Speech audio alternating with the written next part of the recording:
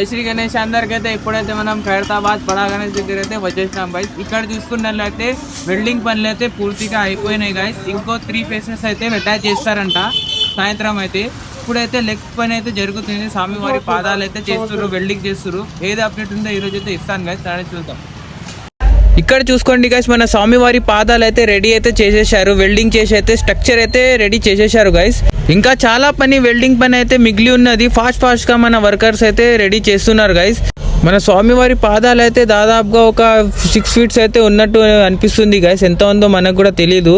6 feet అయితే ఉన్నట్టు అనిపిస్తుంది గైస్. చూసుకోండి, పక్కకు చూసుకుంటే గైస్ స్వామివారి చేతులు అయితే రెడీ చేసి అయితే పెట్టేశారు. మొత్తం అయితే 12 చేతులు అయితే ఇక్కడైతే ఉన్నాయి. వెల్డింగ్ చేసి అయితే స్ట్రక్చర్ అయితే పెట్టుకున్నారు గైస్. చూసుకోండి, ఈ విధంగా అయితే అన్ని రాడ్ని బెండ్ చేసుకొని చేతులు అయితే తయారు చేస్తారంట గైస్. లెఫ్ట్ అయితే 6 హ్యాండ్స్ అయితే ఉంటాయి, ఇంకా రైట్ సైడ్ అయితే 6 హ్యాండ్స్ అయితే ఉంటాయంట.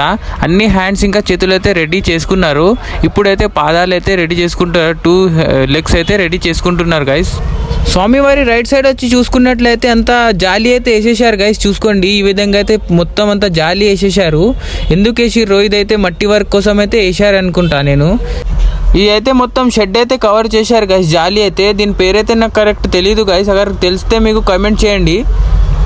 పోస్టర్ అప్డేట్ కూడా తొందరగా రాబోతుంది గైస్. అగర్సే మీకు సబ్స్క్రైబ్ చేసుకుంటే మీకైతే ప్రతి ఒక్క అప్డేట్ అయితే మీకు ఇస్తూనే ఉంటాను గైస్. మన ఛానల్ని సబ్స్క్రైబ్ చేసుకొని బెల్ ఐకాన్ అయితే ఆన్ చేసుకోండి.